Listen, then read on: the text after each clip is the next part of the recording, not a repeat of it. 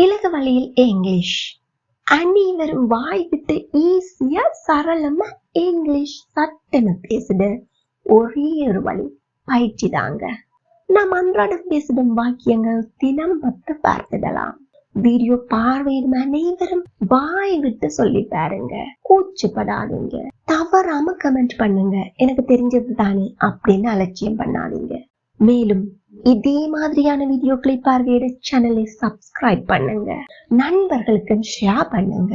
அப்போதான் உங்களை சுற்றிலும் ஆங்கிலம் பேசக்கூடியவர்களை நீங்களே உருவாக்கிட முடியும். இலகுவா பயிற்சி பண்ணிடலாம். Come on, let's start the practice. நான் கொடுத்தேன். இது எப்படி ஆங்கிலத்துல சொல்லலாம்? நடைபெற்று முடிந்த செயலை பற்றி பேசுகின்றோம். கொடு என்பதை ஆங்கிலத்தில் give என்போம். அதனுடைய இறந்த கால வடிவம் gave. I gave. I gave. நான் அவளுக்கு கொடுத்தேன். I gave her.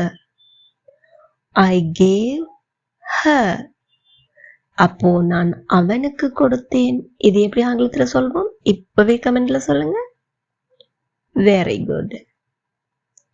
நான் அதை அவளுக்கு கொடுத்தேன். I gave it to her.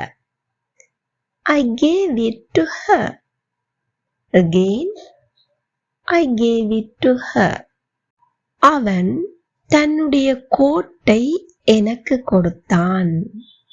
He gave his coat to me. He gave his coat to me. Again, he gave his coat to me.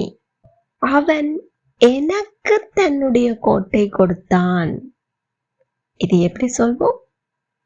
He gave me his coat. He gave me his coat. ஏன் என்று கேட்காதே. யாரிடம்? என்னிடம். என்னை.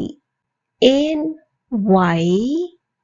என்னை me கேட்காதே. Don't ask. Don't ask me why. Don't ask me why. இங்கு why என்கின்ற WH question word-ஐ மாற்றும் போது வெவ்வேறு வாக்கியங்களை எங்களால் உருவாக்க முடியும். எங்கே என்று கேட்காதே. Don't ask me where. எப்படி என்று கேட்காதே. Don't ask me how. Don't ask me how. எப்போ என்று கேட்காதே. Don't ask me when. Don't ask me when. எவ்வளவென்று கேட்காதே. Don't ask me how much. Don't ask me how much. எத்தனை என்று அவளிடம் கேட்காதே அல்லது அவளை கேட்காதே. Don't ask her how many. Don't ask her how many. இப்போ எத்தனை என்று அவனிடம் கேட்காதே. இது எப்படி கேட்கலாம்? இப்பவே கமெண்ட் பண்ணுங்க. Well done. அவன் ஏன் ரொம்ப கவலையாக இருக்கிறான்?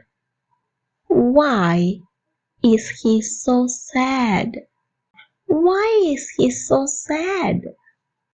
Again, why is he so sad?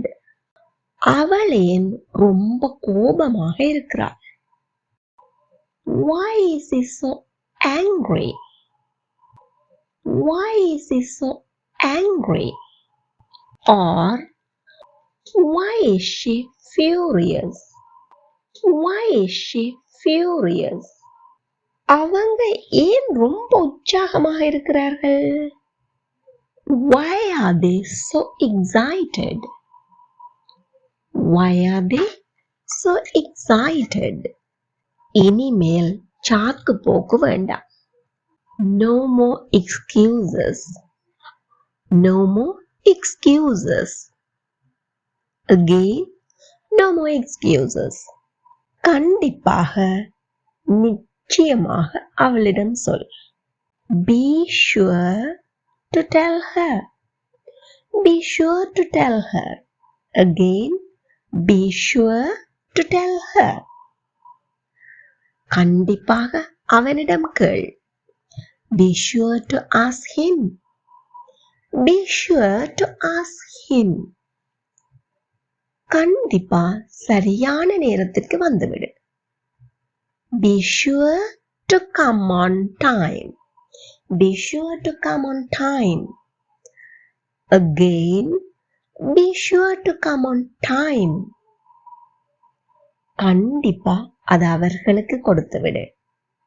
Be sure to give it to them. Be sure to give it to them. அவர்களில் ஒருவர் வந்தார். அவர்களில் ஒருவர். One of them.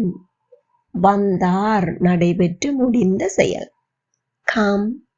அதன் இறந்த கால வடிவம் came. One of them came.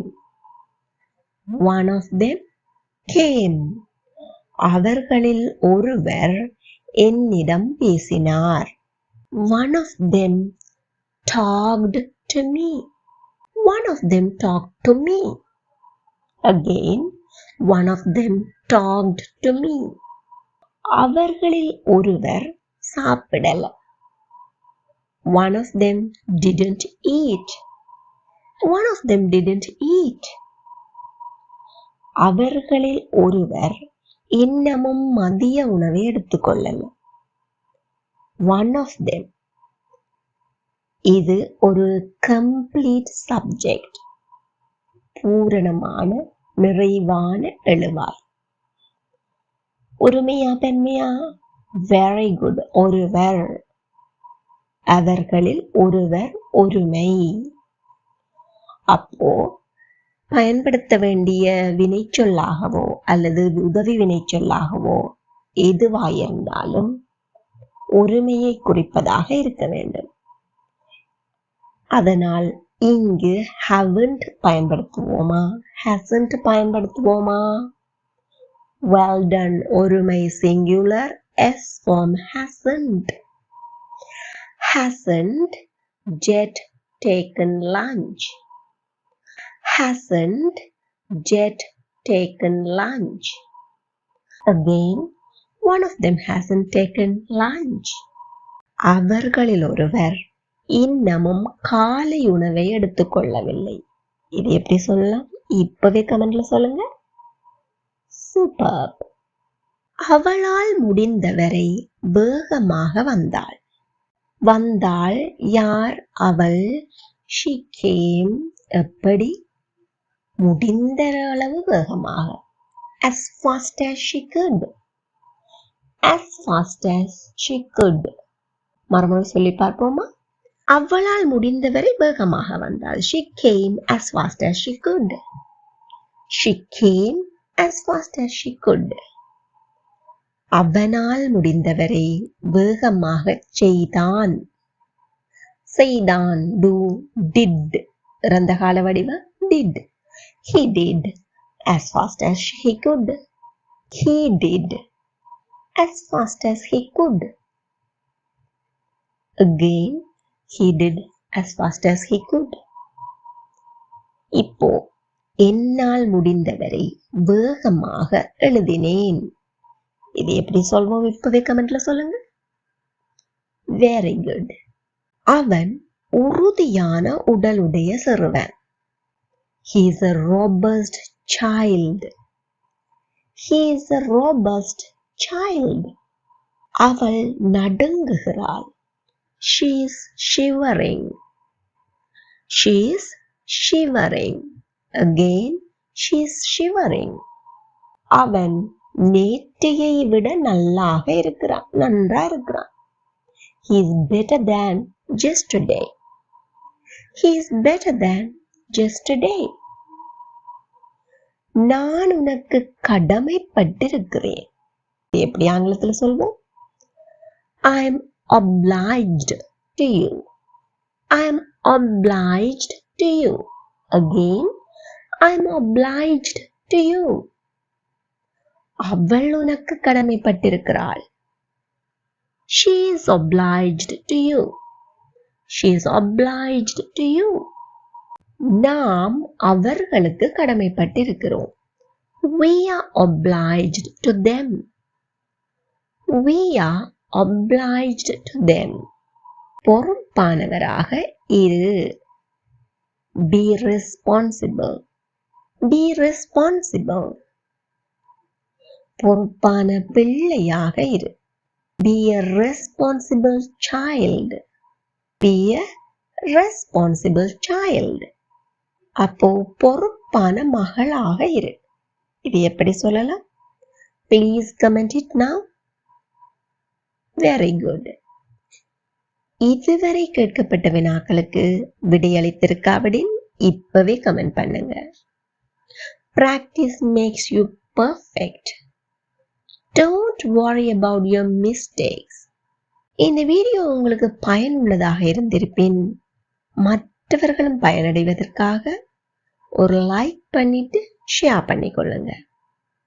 இதேபோல் மேலும் வீடியோக்களை பார்வையிட சேனலை subscribe பண்ணிக்கொள்ளுங்கள். Thank you for watching.